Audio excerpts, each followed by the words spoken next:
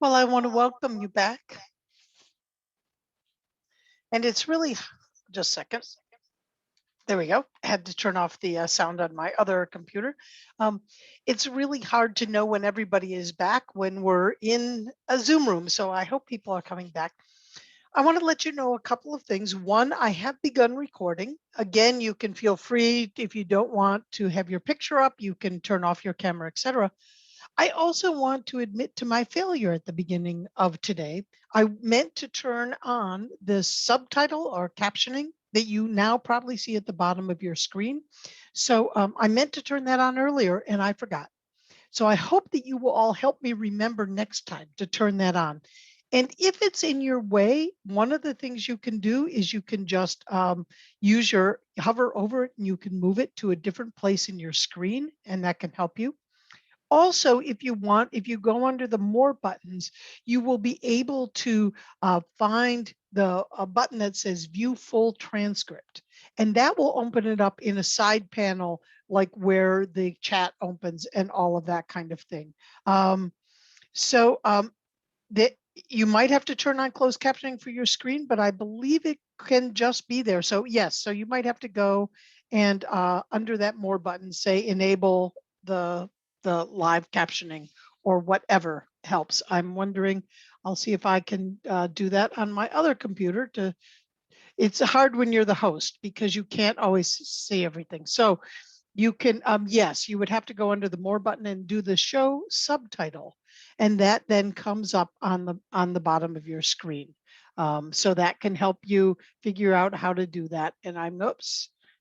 So anyway, there we are. And again, my name is Lisa Presley. And what I'm talking about today is our covenant. One of the things that you have that we are as a tradition is a covenantal community. But I want to begin by differentiating between covenant, guidelines, and rules. These are three separate things and they all have appropriate times. The covenant are the promises that we make to each other and to the collective whole, how we will be together as a community. Guidelines are a way in which a community or a process is held together by a facilitator. So you'll see what I call our covenant might actually also be called a guideline about how we will be with each other, except I asked you to affirm that. And so as you affirmed that, it became our covenant rather than just my guidelines that I was setting out. Rules are something that is imposed from on high with the need for good reasons for compliance. So, for example, wearing seat belts in cars. If you don't agree with that, well, that's that. But the reason there is to keep people safe. Same reason why we have traffic lights. You know, those are rules imposed by on high. And in our congregations, you might have some rules around behavior as well as the covenants that you might have around that. Just wanted to differentiate those three things as we begin. So the covenants, what are they? Well, they are, as I indicated, they're the thing that bind us together. They're the thing that keeps us together as a community and sets us apart in some ways from other communities where we belong. It is aspirational. We are going to break these covenants all over the place. That is something to be acknowledged, but it's aspirational as it holds us or it articulates our highest values about how we want to be with each other.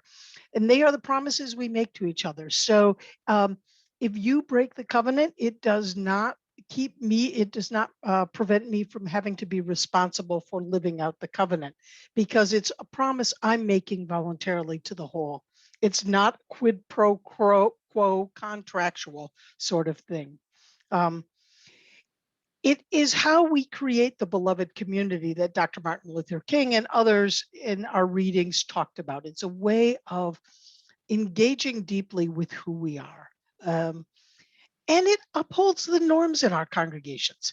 Sometimes these norms are wonderful things, and other times the norms that we have, we might blindly be following and not really see how they can be inhibiting of full engagement by other people. We don't always see what the assumptions are about who the we is in any covenant. It can be a little bit crazy. And as I said earlier, they will be broken. The question in every covenant should be, how is it that we come back together? How do we hold each other in the covenant? And they have to be made alive. If we don't talk about them, if we don't share them, if we're not living them in the congregation, then it doesn't matter what pretty words we might have on paper. I remember my first year of theological school, I was attending the Cambridge Friends meeting in Cambridge, Massachusetts, and that meeting had been in existence for over 350 years. And the year before I got there, they had expelled their first member from the community. He had been inappropriate sexually with young people in the congregation, and he would not acknowledge at that point that this was inappropriate. He kept on trying to defend himself, and so for the protection of their community, they expelled him. But they also had a group of people who continued to meet with this gentleman so that he was not shunned, but he was restricted in what he could do in order to be able to protect the larger whole. And if at any point he had agreed that what he had done was inappropriate and was willing to come back and live by the covenant, he would have been gratefully and gracefully readmitted to the society. So covenants are all, they're about how do we protect the whole. They live in tension sometimes with the right of free speech, but free speech does not necessarily, one of the things I always say is that although we believe in the inherent worth and dignity of every person, we do not always believe in the inherent worth and dignity of every behavior. So you can think what you want, but your ability to be able to express that in ways that is harmful to others needs to be regulated by the whole. And so we have to pay attention to what are the values that we are holding up in our congregations. Um, I also want to talk for a moment about the shadow side of a covenant. What are values that we don't intend to carry on that might be captured in our covenant? There's also, as Connie said earlier, and I mentioned in some of our opening worship, who is the we of our covenant? Is it just the people who look like me? Does it include everyone else? How am I imagining it in my brain? And how am I perhaps imposing my cultural views about how covenant should work on a group that includes more cultures than myself? And that question is always there about who are we leaving out intentionally or unintentionally? And there will always be challenges to the covenant. There will be people who think that it's their right to be able to disrupt and disturb what's going on. One of the things we're learning about white supremacy culture as we're trying to decenter whiteness and make our communities intentionally more whole as far as who is involved in them, one of the things we realize is that sometimes the status quo does need to be disrupted because the status quo, the way we always do things around here, is not providing room for other voices, for other people to be involved. Excuse me, one second. One example of a disruption that was intentional, I can give you from the UU Ministers Association meetings. One of the things that they realized was because the ministers' gatherings are predominantly white people, often it was hard for voices of people of color, Black, Indigenous, or trans people, non-binary people were not getting heard because there were such a small proportion. And so one of the things they've done in their annual meeting this last year was the first 3 minutes of discussion on any item was left open for people who claimed one of those identities to be able to speak first, rather than having to get in a line that might have 25 Northern European people in it, and then they're the 26th. The UUMA realized they wanted those voices to be elevated. And so they disrupted the normal way of doing business in order to allow for a more equitable thing. That there will always be challenges. There might always be ways that we are looking at how do we do covenant differently. I also want to let you know that there is a day-long workshop, a national workshop that's going to be done on behavioral covenants. It's called Breaking Covenant, Repair, Restore, Renew, that helps you as your congregation figure out what processes, policies, rules, guidelines might you need in order to help with creating the kind of community that you want. So I want to let you know that that is coming up, and you can find the registration for that on our website. Another shadow side of covenant is that for many people in the indigenous communities, many of the treaties that were carried out when their lands were appropriated from them were called covenantal and were part of the covenantal tradition of the church and that. And, and they were unequal and unfair. So there are groups of people who do not like the word covenant because covenants have always been broken with no chance of restoration, with no way to balance the power between and among the various groups. And so that they had no recourse. So covenant can also be used as a weapon of power and a way of controlling groups. So that's another thing we always have to look at when we are looking at our shadow side. Um, there are one of the things that I want to talk about too is that the covenant. Oh, and somebody they saw the name of the training. It's called. I'll put it. It's Breaking Covenant, Repair, Renew, Restore, Renew.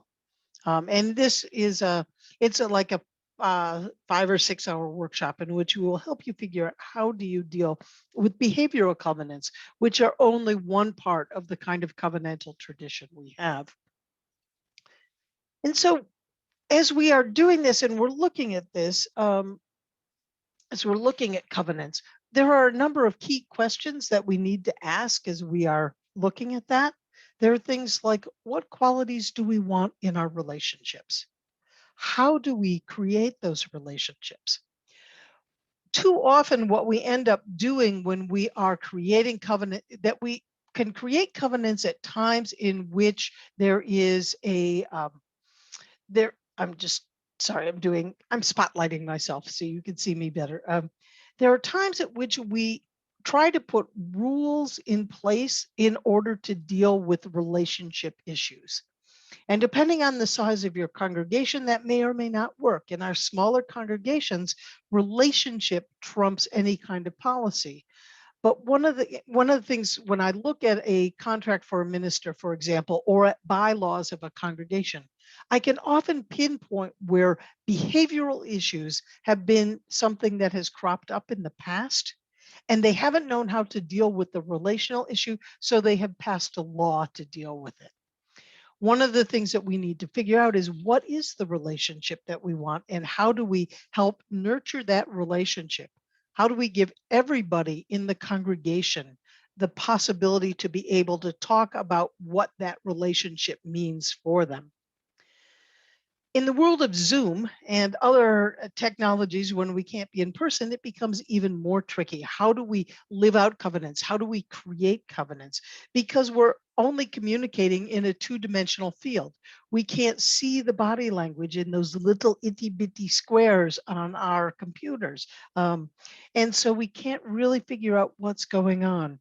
When people turn off their picture, which we're of course allowing you to do, we also can't see how they're responding. Even in that little square, we can't tell if people are doing email, if they are playing games, if that kind of thing helps them pay attention better, all that kind of stuff. And so we often will find ourselves in a place where it's really difficult for us to be able to figure out how to move forward because of Zoom. And so we need to be of each other a little more curious and allow a little bit more space for us to be able to look at things together. Um, every time I start to share, it gives my sound again, and so I have to turn it down on this computer. Okay, come on. So one of the things I want to do now is we're going to put you in random breakout rooms. I'll try to put about 3 people in each group. I want you to divide the time and listen to each other, limit your crosstalk, and no advice giving, just a chance to share and to be listened to while you do this. And these are some of the questions that were in the session one materials for you to think about. And I'll, try to give you about 5 minutes each person. So what are the values in your covenant? Does your congregation have a covenant? Is it written? Is it not? Who is the we that your covenant includes? Who is excluded? And how are you and your congregation balancing individual good versus common good? What do you do when the covenant is broken? And so you can reflect upon your the work that you ended up doing while you were in your while you were sorry, while you were doing your reading, all of that kind of stuff. Reflect on that and reflect on your congregation's lived experience. I'm just doing the math here, and to figure out how many breakout rooms I need to put you in groups of 3, and I think it's 15 rooms. So just want to let you know, we're going to create the rooms. If you have any issues, you can come back. I'll put you back in another room. And I'm going to give you 15 minutes in this conversation with each other to talk about your covenants and how they work in your congregation.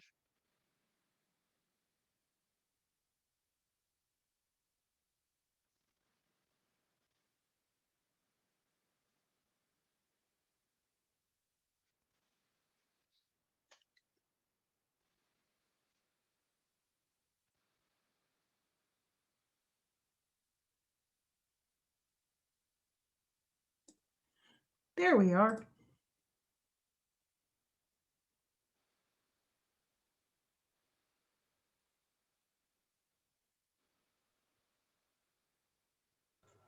Hello, hello. Hello, hello. This is a good group. Not Yep, as many questions as in the past. we'll see if they're saving them for my section. I think they are. I think they are. So I'm going to listen until about 12.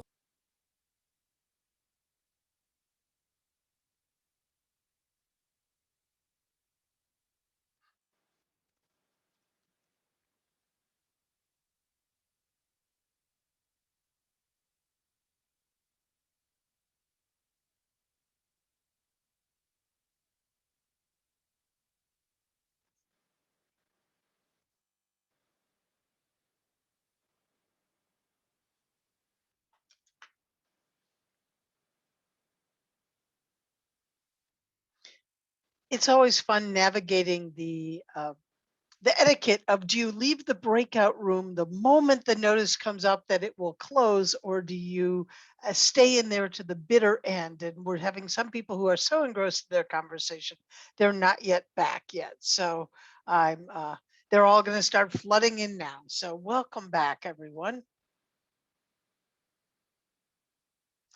It's always fun. I was just discussing, for those of you who've just popped back, that it's always fascinating to learn the etiquette of, do you come out of the breakout room the moment that thing says they will close in 60 seconds, or do you wait because your conversation is so good that you just stay? And either is fine in this space. Just to let you know, you can pop back whenever you want. I also just want to apologize because I didn't tell you that I might be, if because the when you're doing random, it also picks up the co-facility, the facilitators and my computer that just is doing slide. At least one of you I whisked out of a room and threw you in another. So I hope you didn't get a headache. I always feel sort of making these is sort of like using foo powder in the Harry Potter series, where you jump into the fireplace and you go. Anyway, I would love to just have you, if you can, put in the chat one thing that you found of value or that intrigued you about what either you said or what others said in your breakout space. So please put them in the chat. Always takes a while for people to start typing, then they'll all flood in at once. So experience of small and large congregations are vastly different, yes. That other churches are a lot different than ours. Awareness of how different the experience is. There's tension between old timers and newcomers. Using phrases oops and ouch when an injury has happened.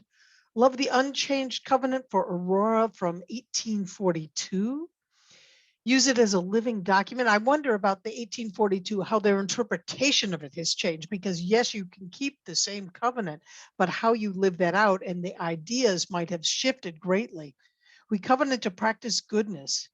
That some long-term people in a church resist having a covenant. Yes, many people think that it's an imposition on their free will or freedom of belief.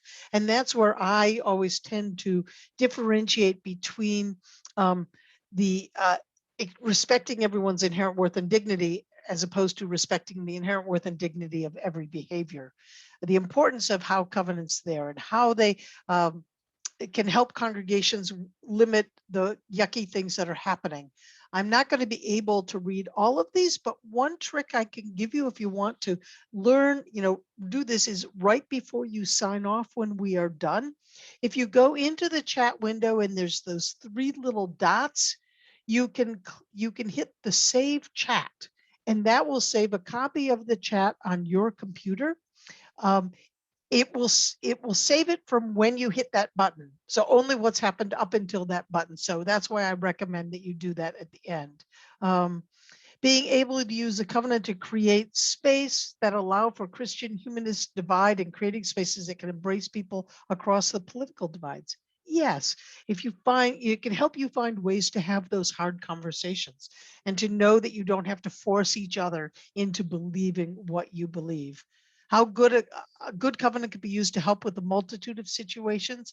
Also, talking to people from other churches can be amazing resources. Absolutely. We don't have the best practice on everything. And actually, I try now to move away from that phase best practice because it implies that there is one right way or that one size fits all. And we know that those things don't always work.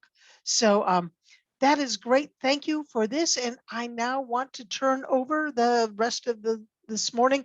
David, I want to end about 10 or 15 minutes before the end of the class so we can just go over what's coming up. And but you have until then, if that's okay, and more if you need it.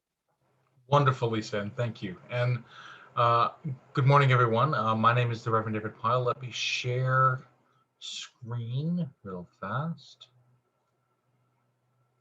You're seeing each other at the moment. Now you should be seeing a screen. Can somebody give me a thumbs up that you are seeing my slide that says? So it's wonderful to be with you all. I am happy to be here, and there's a couple things I wanted to say is to get us started, to get some housekeeping to get ready. I'm going to be asking you all to do some reflection this morning. And in order to create a brave space at the moment, I'm going to be asking that those reflections, there is no expectation that you are sharing those reflections with anyone else. We're not going to go into breakout groups for this session. But we are going to give people, if you wish to share some of what you reflect upon in some of our sessions, some of our conversation this morning, you can share that in the chat. But what you're going to need is some way to write down your reflections for yourself, even if you choose not to share it with anyone. So some piece of paper, or if you've got you're obviously on a computer, but if you're on a computer or a laptop where you have the access to bring up a Word document or something that you can just write down pieces. There's no expectation that what you share. I want you to know that the more important thing is that you're reflecting honestly for yourself and on your congregation, and less that you are having the right answer. One of the things I've learned in doing this conversation with Unitarian Universalists about understanding white supremacy culture and how it manifests in our congregations and our communities, and what we can do to engage and dismantle that, is that all of us are coming at this from a different place. Each of us carries different life experience. Some of us are coming to this conversation as Black, Indigenous, or people of color. Some of us are coming to this conversation having done significant work both internally and within groups to deepen our understanding of dismantling white supremacy culture and the effects of white supremacy culture upon our congregations, our communities, and upon our country and the world. And some of us have, this is the first time we might have engaged in even thinking about the idea of white supremacy culture. Some of us may have a nuanced understanding of what is meant when we talk about white supremacy culture. We're going to go into some depth about that in a few minutes. Others are still struggling to accept even that term, right? The term white supremacy culture, to be able to define how the ways in which our society privileges people based upon cultural perceptions about skin color. And that how we as Unitarian Universalists, being congregations and communities that are formed from that society, bring some of those assumptions and perceptions into our own congregational life, into our own congregations and communities that we create. So in some way, this is, because this is a baseline course, because we are not going into, we're not going to do a lot of engagement with each other. We're not going to do a lot of caucus space or time to talk about our experiences. I'm asking you all to do that reflection yourself, and there will be space that if you wish to put that in the chat. We are also at the end of this time going to be having a space for questions and answers, but I'm going to frame those questions and answers a little differently than we normally do. One of the things we love to do as Unitarian Universalists is share from our experience, right? We love to do that. It's you know, from everything from joys and sorrows to I don't know, in the churches I've served, I always like to coach members into preaching sermons. So sharing from our experience is one of the core understandings of the sources of our faith and understanding. In this space, however, I want us to center the experiences of those who of those among us who may be Black, Indigenous, or people of color. I'm going to invite those of us that are not, that do not identify as Black, Indigenous, or people of color, to focus any questions that we may have on our understanding, not on trying to share our experience. Does that make sense? And also I want to acknowledge, we'll announce this one more time, I am also not asking for individuals, folks who are Black, Indigenous, or people of color to share their experiences. I'm making the space in case they want to. Because sharing of your experience as a person who is Black, Indigenous, or a person of color can be a very difficult and sometimes dangerous thing to do. And this is especially in an online format where we don't know each other. We're all coming from different congregations. Even though we have a covenant for our time in ELE, I am making space for that, but not expecting it. Does that make sense to everyone? So as we go through this, as you're also writing down your reflections, if there is a thing you want to understand deeper, if there's a question you want to ask, then there will be space for that at the end of our time. And I also want to acknowledge that I am a work in progress when it comes to understanding my own roles in creating white supremacy culture in this country.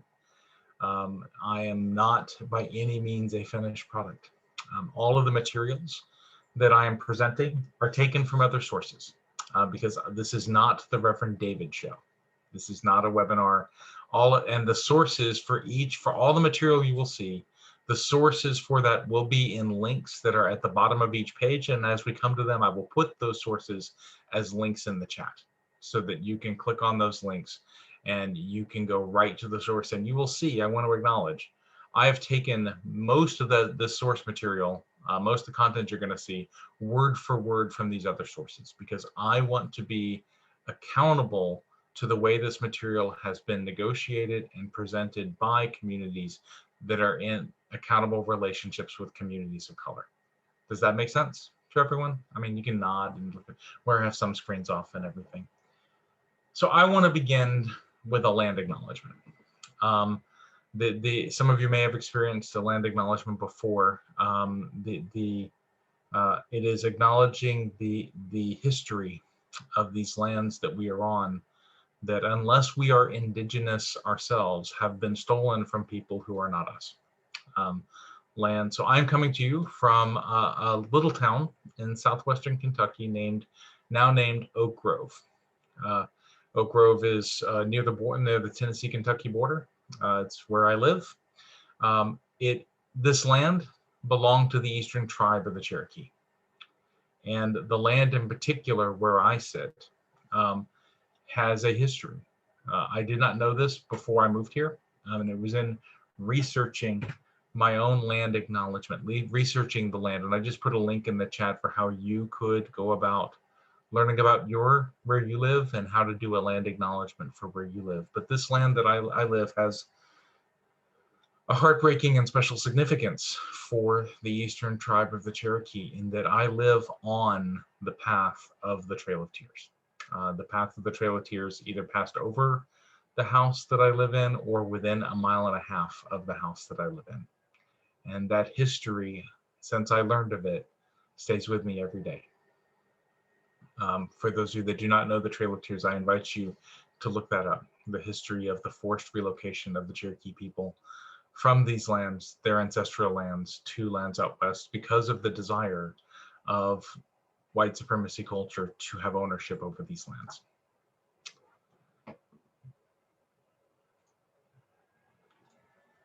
So why are we talking about this, about dismantling white supremacy culture, about the effects of white supremacy culture upon Unitarian Universalism at the extended leadership experience of the Midwest Leadership School?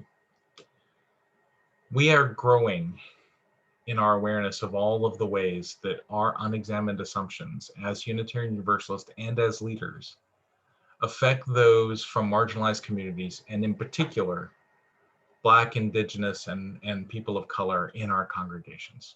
For those of you who have not encountered it, we've recently, I don't know, I've been playing with my copy, so I moved it. We recently, oh, there it is.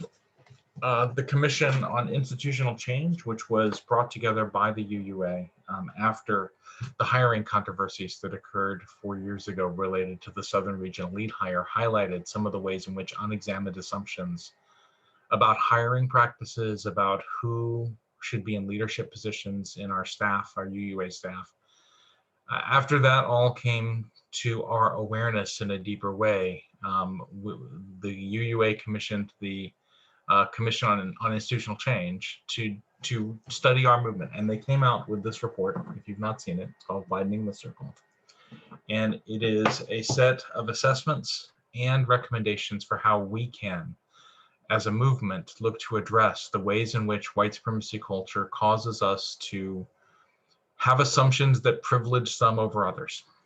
And we've made a commitment that we are going to, in all of our leadership training, at some point, we are going to discuss the ways in which white supremacy culture has affected the formation, the narratives, the stories, the ideas, the mythology, who's in leadership, who has power, who gets listened to within our movement.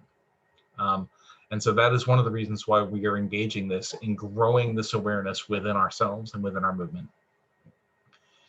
And it leads to the need for congregational leaders like yourselves to ask questions and change systems and congregations that lead to greater equity for our religious movement.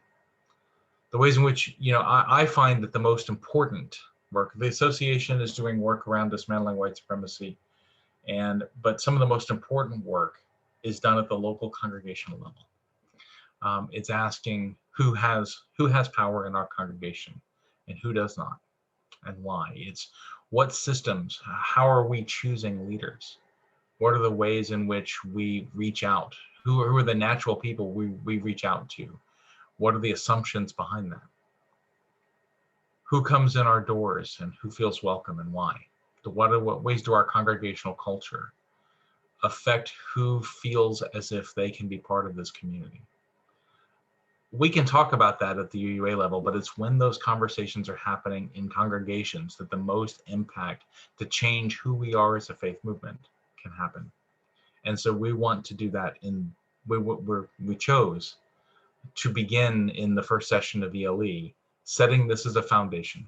And through the rest of the courses, when we talk about systems theory, when we talk about changed work, when we talk about conflict, when we talk about, all of the instructors are going to be referencing some of the things we talk about today, setting this as a foundation.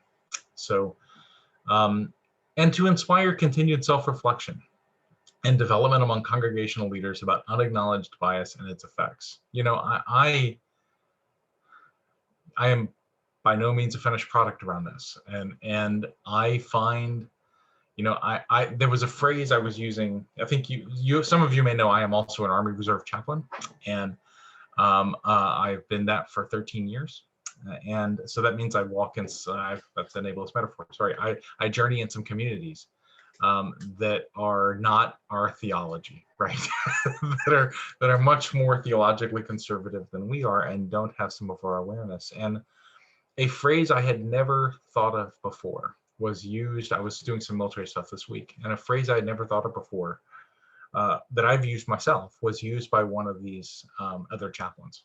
I'm not going to say what the phrase was, but it was one that I've used and that I thought was completely innocent. And it struck me in this one time they used it. I said, wow, it's actually a strange word. That's actually a strange term. I'm going to go look it up. I looked it up and it was completely about slavery. And I had no idea. So we are growing in our own awareness about the ways in which the assumptions that are built in us. And so taking the opportunity to take a little bit of time this morning to see if we can grow awareness a little more. You all might guess, the term that he used was one that is often used for a highly energetic young person. And I just had never thought of it. And so growing in that awareness and the unacknowledged bias that can come from it is an inherent part of the work of becoming a leader in our faith. So this material, let me pull up the link so I can put it in the chat so that you all can go to it. The first set of the material that we are bringing is coming from a group some of y'all may be aware of, Showing Up for Racial Justice. They are also called SURGE. They're a group of white allies who are in deep, committed, connected relationship with Black leaders to help those of us who are white identified to grow in our ability to be allies, to be active allies in this time. And this is from a material that they have talking about what white supremacy culture actually means. So culture refers to knowledge, experience, beliefs, values, attitudes, meanings, hierarchies, religion, notions of time, roles, spatial relations, concepts of the universe, and material objects and possessions acquired by a group of people in the course of generations through living and group striving. So culture is really a conception of everything that we all grow into because we are part of communities. I like to tell congregations, because we do, as congregational life consultants, Lisa Presley and I and Nancy Combs Morgan and Phil Lund and Sharon Dittmar and all the other members of the congregational life staff nationally, we often do work with congregations about culture, right? About what is your congregation's culture? Because there's this assumption that all of our congregations really are the same. And they're really not, because the history of that congregation shapes culture. All of the local community shapes culture. And so I like to go to congregations and ask them about what's their congregation's culture. And one of the tools I use is I challenge them to go find someone. Now this is harder to do during COVID, right? So this is a pre-COVID kind of thing. And you can save it for the hoped for days of post-COVID, which I hope are coming soon. But I would tell them to go find someone who's been visiting your congregation for 3 weeks. Take them after lunch, take them out for lunch. After church, take them out for lunch, and then ask them to tell you about your congregation, because they haven't adapted to your congregation's culture yet. They are still determining whether or not they can adapt to your congregation's culture. And so all the things that are assumptions that are hard for us when we're part of a community to see, they haven't seen yet. So think about, all those different ways that culture defines the assumptions that we use as a shorthand, so we don't have to think about these things all the time. the purpose of culture is to make it easier, because we have basic knowledge. We have some assumptions about knowledge and experience and beliefs and values and attitudes and meanings and hierarchies and religion and notions of time and spatial relations, concepts of the universe, that if we spent all of our time rethinking those in every moment, well, we'd be philosophy professors, right? So no worries to any philosophy professor in the room. I wanted to be one at one time. That would be what we were able to do with our life energy, and not being able to work towards the transformation of the world. And so culture is communication, and communication is culture. Move to the next slide. So culture is a way of life for a group of people, and every group of people develops a culture. I think that you've got 3 people that are in relationship for a period of time, they begin to develop culture together. It is a natural aspect of what it means to be in human community. And the symbols we accept, generally without thinking about them, that they're passed along by communication and imitation from one generation to the next. The piece I want to say here is that culture is natural to humanity. It's natural that we develop it. It happens even without our conscious awareness. And part of the work of dismantling white supremacy culture is taking that unconscious awareness and making it conscious. Because one of the great things about culture is that you can choose it the more you become aware of it. You can shape it the more you become aware of it. It's a kind of collective programming that distinguishes the members of one group or category of people from another. I mentioned the Army chaplaincy a few minutes ago, and the Army chaplaincy has its own culture, right? And it's always fun when one of them realizes that I am a Unitarian Universalist, because it's fun to watch them realize that I am part of a different culture than they are, that I can walk in their culture, I can code switch, I can do their language, but I am not natural to that culture that they are most imbued in. And that's what a lot of our Black, Indigenous, and persons of color in Unitarian Universalism talk about that they have to do. That they have to be able to do code switching to find acceptance within Unitarian Universalist congregations. And that's not fully welcoming for us of being able to engage people in our congregations and communities. So what I want you to do is take a few minutes, get out that sheet of paper or that Word document or however, and we're going to take about 3 or 4 minutes, and I want you to think about the culture of your congregation. What are some of the things that are, and this is really hard to do, right? This is not easy, because it's hard to name the culture of your congregation because it's normal to you. It's the assumptions. If you've been in your congregation long enough and you've stayed, you've begun to adapt to that culture. So what are some of the things you would think about the culture of your congregation? And I'm going to say, if you're stuck on that, then just spend a few minutes instead thinking about what is the culture of Unitarian Universalism as you understand it. This one's sometimes a little easier because sometimes Unitarian Universalism as a faith movement, we can feel a little maladapted to.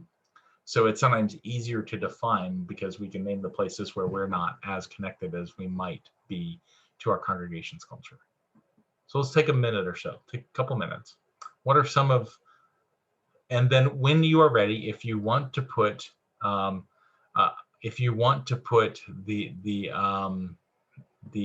reference, what you think of about your congregation's culture, don't name your congregation, please. But if you want to think about if you want to put something you thought of in the chat, feel free to do that. I'm also not going to play music. I thought about playing Jeopardy in this time, but I chose not to. The Jeopardy theme.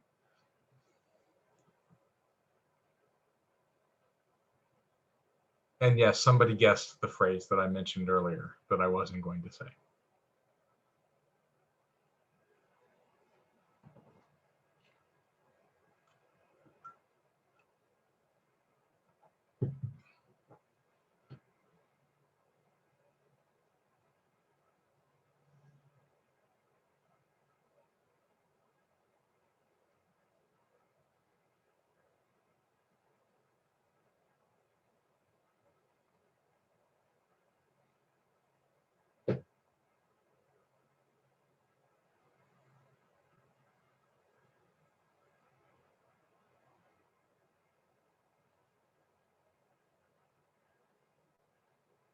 Give it about another minute.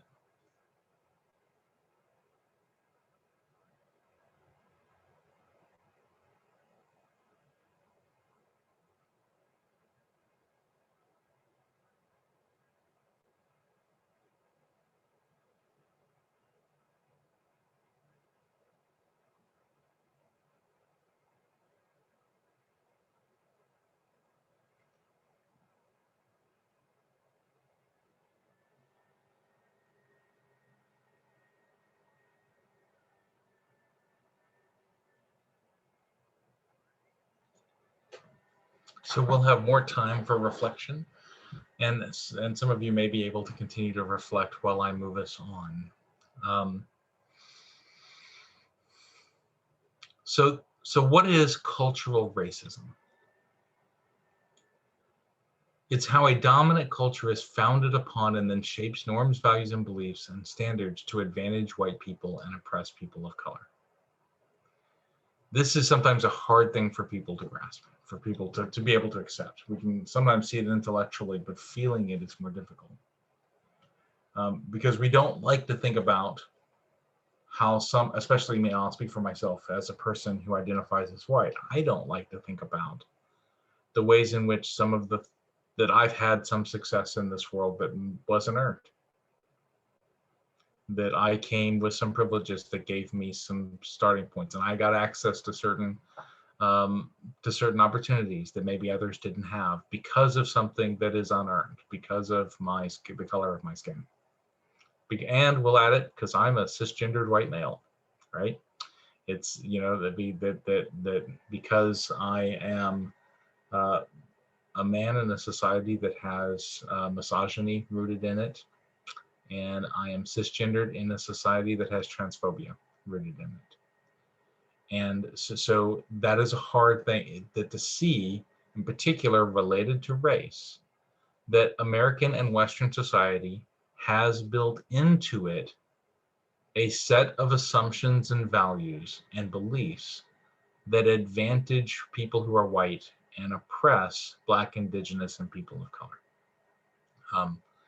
The accepting that is the beginning of understanding the rest of what white supremacy culture is and how to dismantle it. Cultural racism is how the dominant culture defines reality.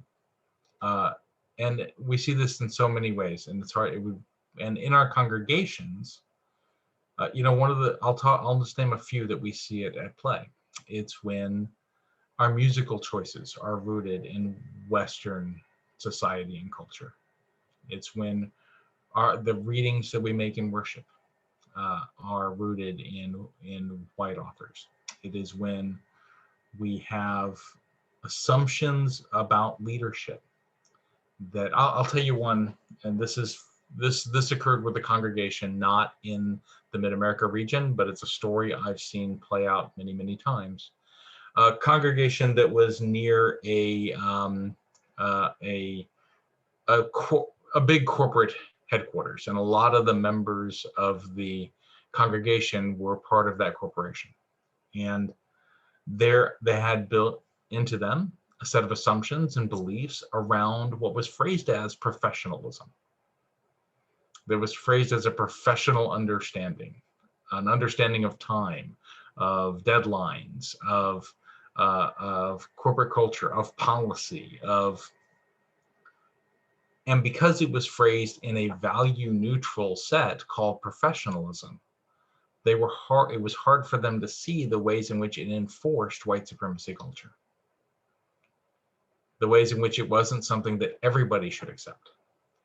That is, it was hard for them to see until they had their first minister of color. And that minister of color, with a different set of cultural assumptions, ran into difficulty with the congregation that the congregation could only understand through the lens of the minister is not enough of a professional, rather than being able to see the racial and cultural assumptions that were behind that value neutral overlay. That's one example.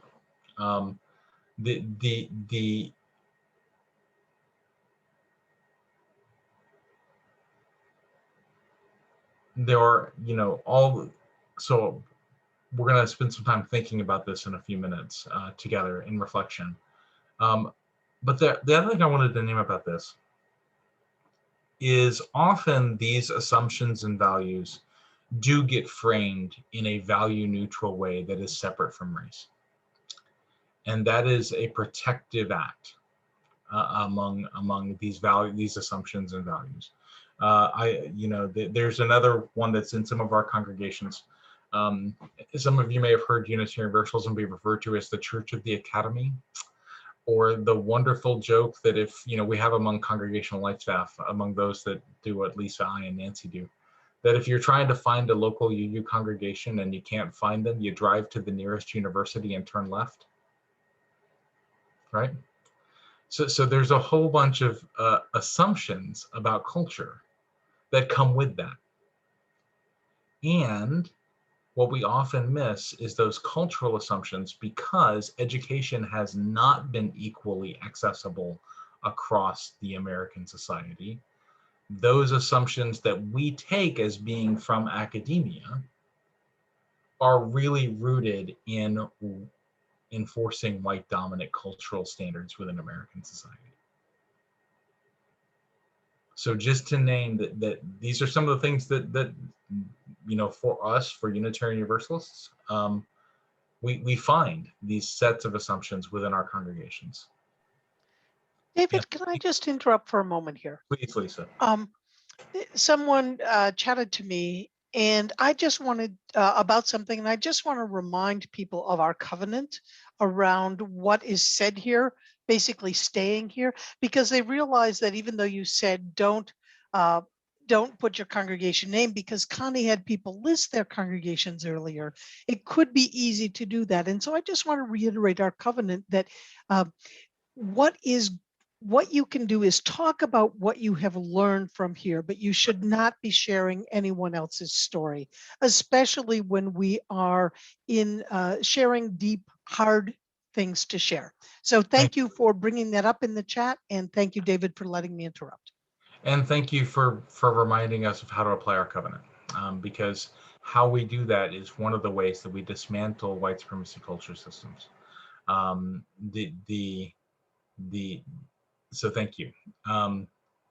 So cultural racism, according to Serge, the Showing Up for Racial Justice, uses cultural differences to overtly and covertly assign value and normality to white people and whiteness in order to rationalize the unequal status and degrading treatment of Black, Indigenous people and communities of color.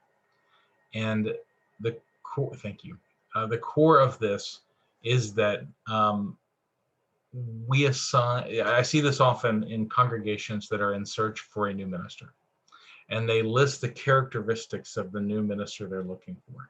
And it's hard for them to see the ways in which the assumptions behind those characteristics tend towards ministers who are white, highly educated, upper middle class. In that they're thinking they're looking for what would be a natural value neutral set of assumptions because of the culture from which they are coming. So white supremacy culture is the idea or ideology that white people and the ideas, thoughts, beliefs, and actions of white people are superior to Black, Indigenous, and people of color and their ideas, thoughts, values, and actions.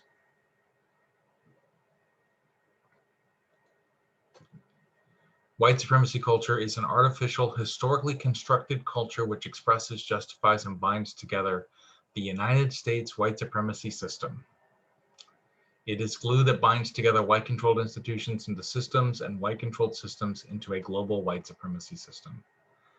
This is where we as a faith tradition are trying to disrupt our place in a system that is established in our country by asking these questions, by looking at our own assumptions, to dismantle a system that has been built with intentionality. The one thing I would add to this comment from Serge is really, this system did not come about by accident. The system came about because the people who had power, people who are identified in particular as having as being white, and also as being male, and also as being cisgendered, and also as being heterosexual, use that power to create a system to enforce their own power, to replicate their own power. And so dismantling that takes first recognizing that the system within the United States and actually within the world, it did not come about by accident. And it is interlocking in all of its phases in order to, with intention.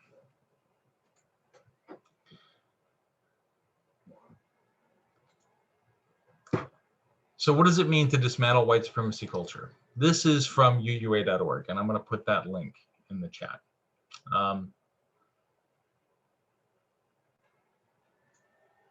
So we're switching from the material from the showing up for racial justice, and we're moving over to material from uua.org. There's that link so that you can go to it. So white supremacy culture affects everyone. And as we must work together as Unitarian Universalists to dismantle it if we are going to build the beloved community. I said in a sermon, I was preaching on a similar topic to our congregation in Bloomington, Indiana last weekend. And I said in the sermon that until we are able to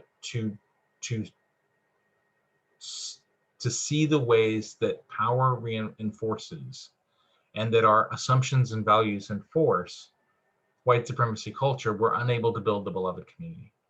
If we wonder why Unitarian Universalism is focused on dismantling white supremacy culture, UUA staff and other religious leaders and others are focused on white supremacy culture, it is because our dream of building the beloved community, of building the community where all are accepted and loved, cannot happen until we change our core understandings, those beliefs and values that define some as having more value than others. This is core religious theological work. It's not separate from the mission, the theology, the values and beliefs of Unitarian Universalism. It is foundational. We cannot build the communities we dream of until we do this work within ourselves and our communities.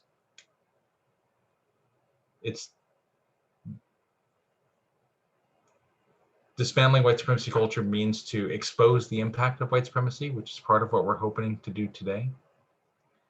To engage in study and change, which we're doing some today, and we hope you all will continue to do both through the rest of this course and also into your further development as leaders of Unitarian Universalists, and to enter into partnerships for action. And we'll be doing a little exercise in a minute about partnerships for action in a minute. So I'm going to take another minute or so and reflect as honestly as you can on your piece of paper or on that Word document or wherever about the ways you've seen white supremacy culture impact members of your congregation, particularly Black, Indigenous, and people of color, as well as others within marginalized identities. Just think of, if you can think of one time you've seen someone be impacted by these values, attitudes, and beliefs that white people and the assumptions of white people are superior. Take a moment for that.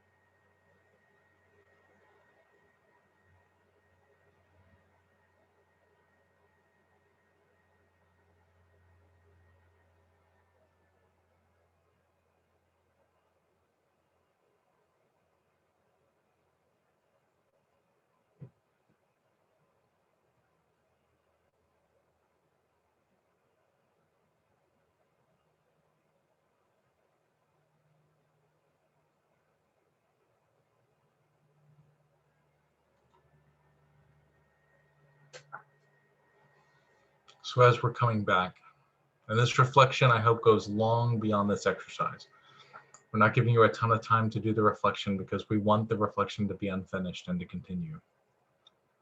So what can we do? How do we expose the impacts of white supremacy as Unitarian Universalists within our congregations and beyond? So one of the first ones is to communicate with others about the harm caused to people in communities of color by different expressions of white supremacy. Systemic, overt, microaggressive. We're not going to go into those 3 different definitions today. I encourage you to take a look, and especially look up microaggressions, because understanding them is important for us to be able to change the culture within our faith tradition. But the first step is to be able to name the harms, those things that you wrote down, some of the harms that you might have seen. How do you communicate about them? How do we talk about them? How do we name those harms that have happened? They don't have to be in the calling out way. They don't even have to be in the calling in way. One of the work exercises I've done with congregations is have them write down case studies about harms they have seen that have happened within their congregation due to the dynamics of white supremacy culture and the assumptions. How do we name the harm? You know, there's a wonderful science fiction novel that I won't name what it is, but it has a phrase in it. The first step in avoiding a trap is knowing of its existence.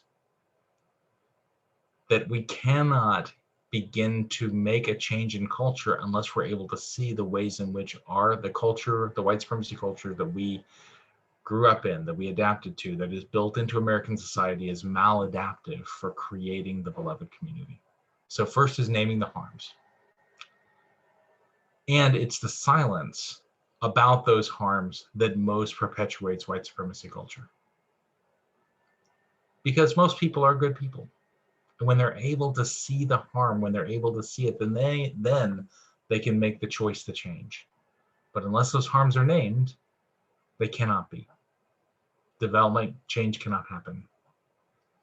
So to seek ways, and white supremacy culture amplifies itself by marginalizing those who speak the harms, and in particular, those who are harmed, by marginalizing those who are Black, Indigenous, or people of color. So centering the voices of people who are Black, Indigenous, and people of color is an important aspect, is one of the most powerful ways that we can dismantle white supremacy culture. Now, I thought long and hard about whether bringing this to you all, having this conversation with you, presenting this material, should be done by a Black, Indigenous, or a person of color. And in that thought, what I came to was having it being done by a white cisgendered male disrupts some of those patterns of silence. And I can't speak to the experience of being harmed. So I invite you to go to in your congregations and in spaces where you can listen. When not asking people to take on risks they're not willing or able to do, Black, Indigenous, or people of color. But when a harm is shared, listen. Listen with an open heart. Let it change you. And act because of that change.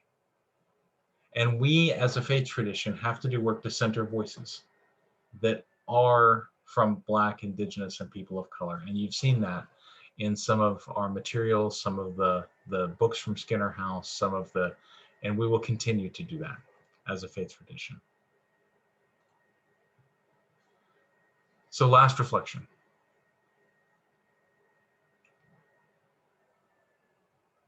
And I'll come back to the question that Andrea just named in a second. Thank you, Andrea. How can you as a leader expose the ways that members of your congregation, particularly Black, Indigenous, and people of color, and others with marginalized identities, are impacted by white supremacy culture? I want you to write down on your piece of paper one thing you can do as a leader to raise the awareness of the impact of white supremacy culture upon our congregations within your congregation. Take about a minute. It doesn't have to be perfect. One thing you can do. You're not signing an oath to do it either. I want you to have some imagination here.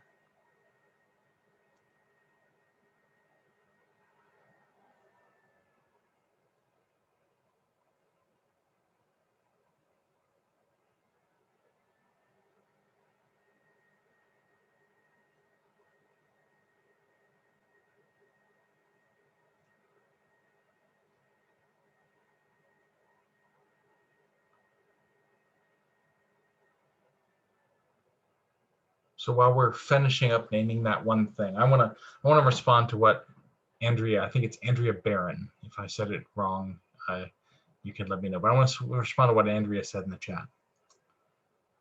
This is hard work. I think someone else earlier, I think Glenn might have named that this is hard work. Recognizing that things that we've assumed, the things that have been part of building our identities, can be really difficult to accept, to transition our own understanding of ourselves. I know that work has been difficult for me. You are responsible for your work in deepening your understanding and transforming your perception of how white supremacy culture manifests in our society and our congregations. And when you need support for that, to go to, we often say, go, utilize white caucus spaces, utilize communities that you're not asking to be validated by people who are Black, Indigenous, and people of color, because that's not their job. It's your job to do the work, to develop around this issue. And it's not their role to help you.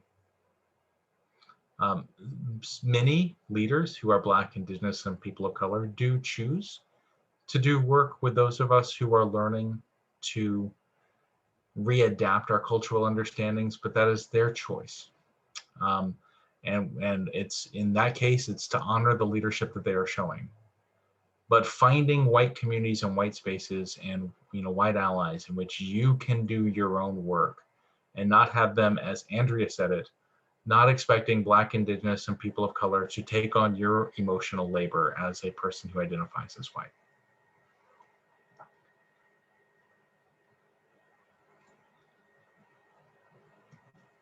So how do we do study, work, and change? How do we engage in study and change as Unitarian Universalist congregations? Predominantly, we are white institutions. We have privilege and protection to do this work that other communities do not. We have a space in society to be able to affect change that other communities may not. And so how do we utilize the fact that society has privileged our majority white communities? I'm not speaking of individuals, I'm speaking of institutions, right? How do we utilize that to help create transformation to the beloved community? Many of us have not thought, those of us who are white, myself included, have not thought much about our own race because society didn't require we do so. I could pretend to be neutral. I could pretend to be just American. I haven't had to do the work to understand my own heritage, my own ancestry, who my ancestors and peoples are. So doing that is important work, to be able to dismantle the assumptions that says that my history is normal. To dismantle the assumption that says that I, white cisgendered male, are the standard.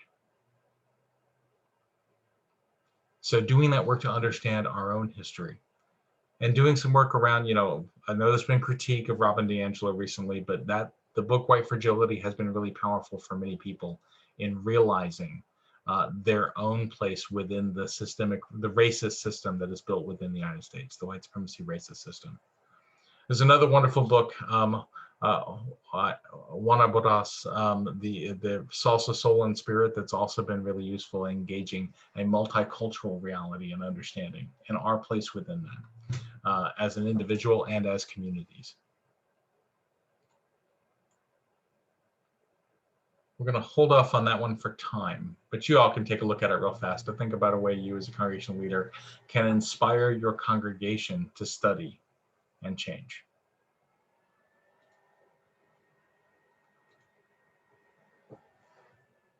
For time, Lisa, I know I'm coming up. I got about 2 minutes.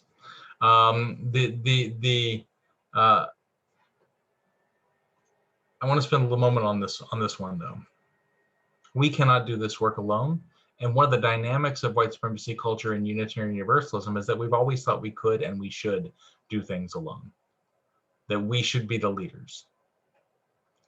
And so one of the keys is to go look for, as leaders of your congregation, not ways that you can inspire change, not ways that you can be in charge, but what are the local community groups? What are the groups that are already doing this work and probably doing this work with more experience, knowledge, and skill than we might bring to it, that we can become good followers, that we can join with, that we can partner with, that we can show up for racial justice, to use Serge's name and motto.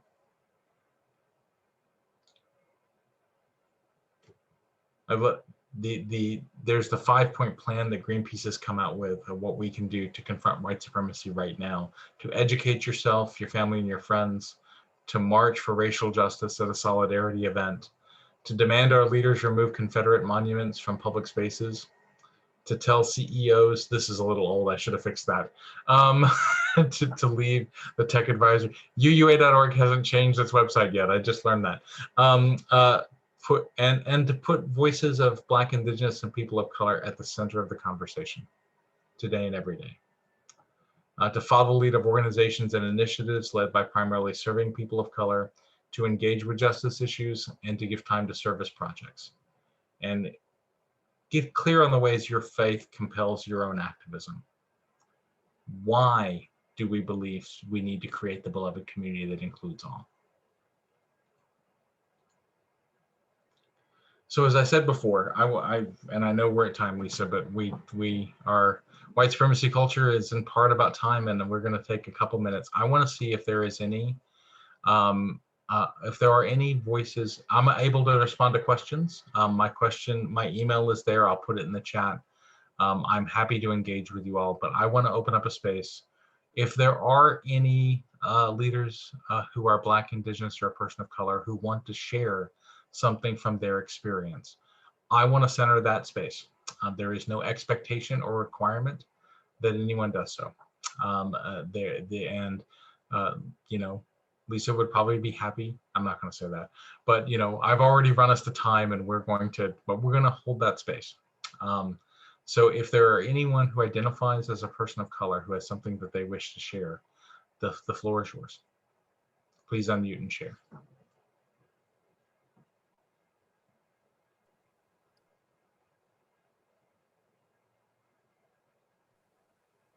Hey, my name is Phil. So I thought of a couple of experiences. One of them I was just sharing about with a group from another leadership program I'm involved in.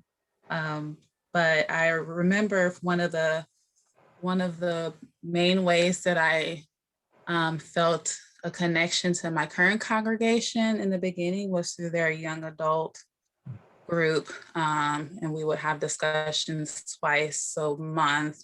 In each time, you know, we took turns picking the topic. And I remember bringing up, you know, how I thought the NFL was exploitative. And I remember kind of getting shut down by two of the men in the group, and one of them was African American. And from that point on, I felt like it wasn't a safe space to talk about race, that it was too uncomfortable for, you know, these group of people that I consider friends. So after that point, I kind of distanced myself from the group. You know, I was also becoming more and more busy with school and things like that. So that wasn't the whole of why I was distancing myself. And I continued to, you know, go to weddings and baby showers, but I just felt like if I couldn't talk about race during our discussion groups, then it wasn't a place for me. And so luckily I found other ways to connect to the church, but unfortunately those discussion groups didn't really feel like home to me like they were in the beginning.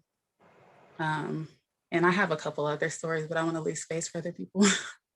Thank you, Phil, for sharing that one. And I just want to acknowledge and honor the difficulty and pain that was in that, of not having the space be welcoming for you. So I want to thank you. Is there anyone else who wishes to share, a Black, Indigenous, or a person of color who wishes to share their experience?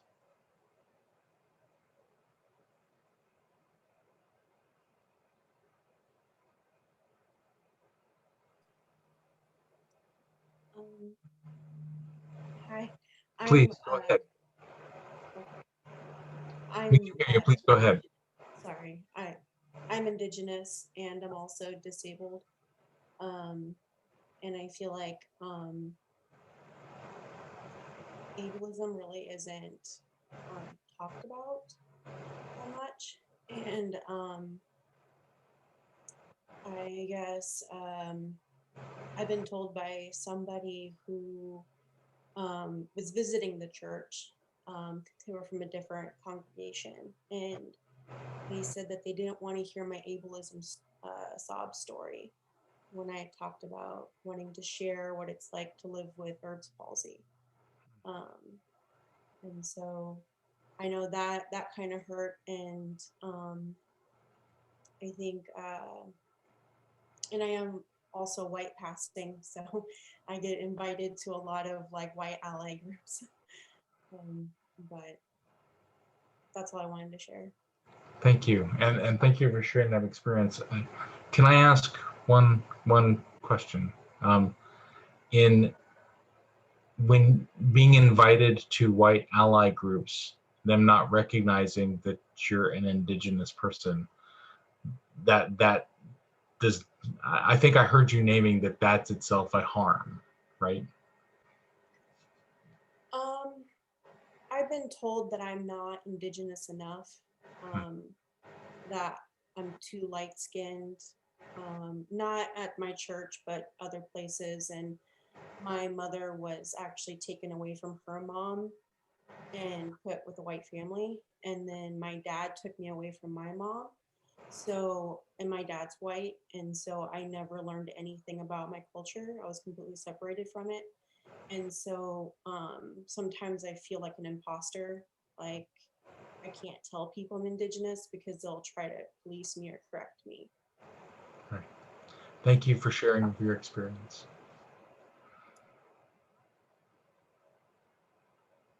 We'll leave space if there is one more.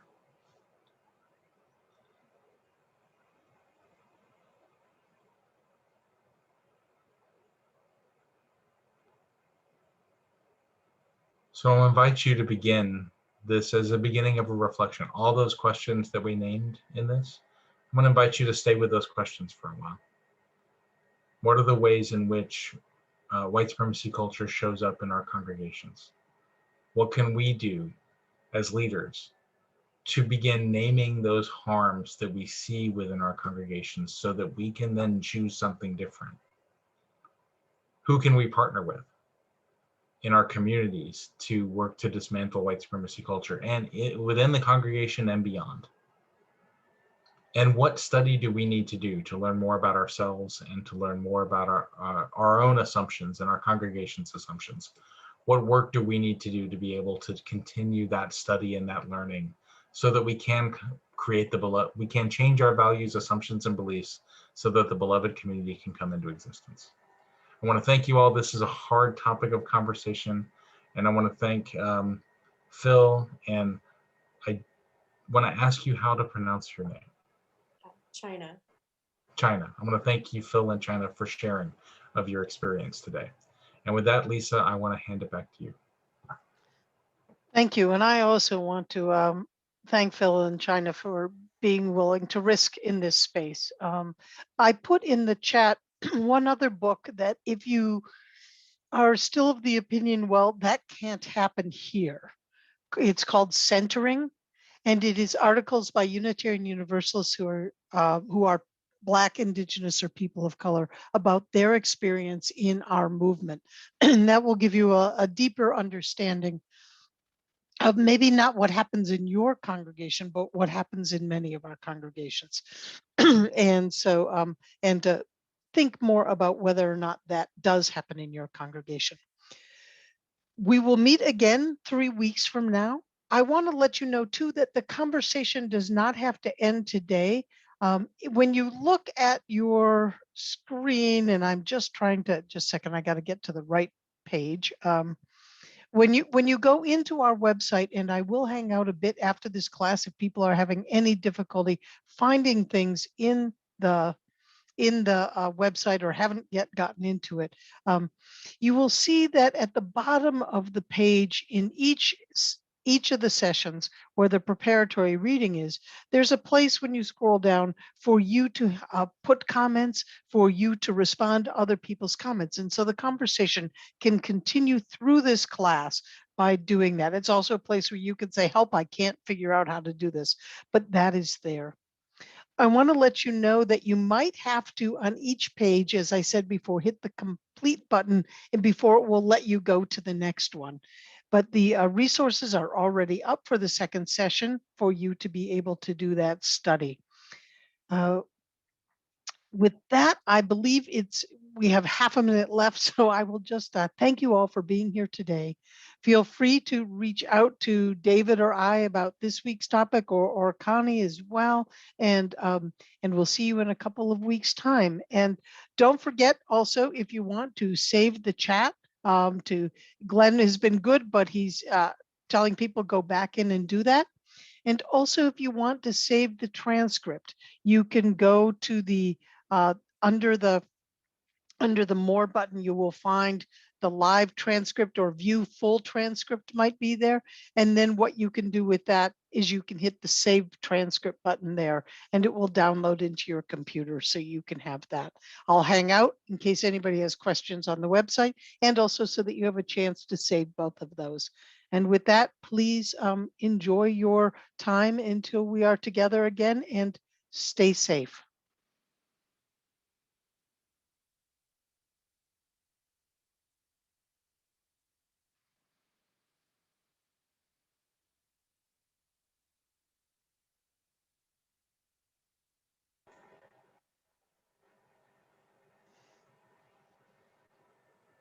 Lisa, I apologize. It went long. Thank you for being able to. It's perfectly fine. Yeah. That was important thing to do. Not a problem. Yeah. So are people here because you have questions? All right. I'm just going to close out my other one for the moment. Hopefully I can do. So what are your questions or issues or concerns, or and the way you appear on my screen, I'm going to ask from the typical left to right. So Anita, you're the first person. What's your question, or what can we help you with? I apologize. I don't mean to take up your time. This isn't taking up. I just put in the chat. The prayer and the opening words and the chalice lighting were just so beautiful, and I was hoping that you could share access to that. There's a couple of worship services that might be involved with where they would be like so appropriate, but I don't want to use them if it's inappropriate to do so. So Anita, what I will do is I will make a note of this, and I will research. Well, the Blue Boat Home is available on the UUA website. Yeah. That's one of those things we can use. So Anita, I'm just writing myself a note. Check. The O'Donohue, it's called For a New Beginning, and you can Google that. Okay. And because I have it in a book, but it was easier for me to Google it. Okay. I don't know, about copyright and live streaming that. That's something that your congregation will need to sort out. Mm-hmm. And then the other reading, it may be available on readings and song. It may be available on the UUA website under the worship web section. Okay. And it was called A Prayer for Living Intention. A Prayer for Living Intention by Joseph Cherry, like what you put on top of a sundae. Right. Okay. Or what you grow in Traverse City here in Michigan. So, all right. All right. Thank you so much. You're welcome. Glenn. Actually, I answered my question while you were talking to Anita by looking at the transcript. Thank you for mentioning that. It was the book on centering. Yes. I had remembered it as sharing, and I kind of knew instinctively that was wrong. But that's something that I want to look up. I'm trying hard, but this is really hard work. It is. It is. Yeah. And- I thank you for mentioning that. And also for the tips about saving the chat beyond. I thought I would end up with 8 different chat saves rather than an extension. So thank you. No, I found that out by accident. It just keeps on piling it in. But you have I have to remind myself to be careful to do that last save so that those last few things get in there. Right. I always Thank save you. early just to get it started. That's great. Thank you. So thanks Annie, to all. you're welcome. Annie, In a it's couple great. of weeks. Okay. Annie, it's great to see you again. It's been a while. You are muted. Yeah. It's great to see you as well. And, you know, we usually run into each other at the cons, and unfortunately, they haven't been happening. No, they have not. Not in person anyway. Yeah. I think probably because I'm an avid nonfiction reader, and my dad was from Mississippi, and I grew up in Indiana, and we spent 2 weeks there every summer. I've always been interested in race. I think I'm probably ahead of a lot of people on this, but my experience, what I would really prefer to see would be that if you're going to do a lecture like David did, more or less, it's nice to be able to have chat questions and things like that in that. But I think for me, it would be a lot more useful to have that lecture as part of the preparatory, and then start with breakout groups of maybe 10 or so, which is a good discussion group size still, and be able to talk with other people about their experiences and everything. I found the chat probably being the most useful part for me. Well, not that I didn't learn something from the lectures, but Right. Let me tell you, Annie, thank you for bringing that. And let me tell you why we didn't do it that way. It was Okay. intentional. It was intentional, and the reason why we didn't is there's multiple reasons. One of them being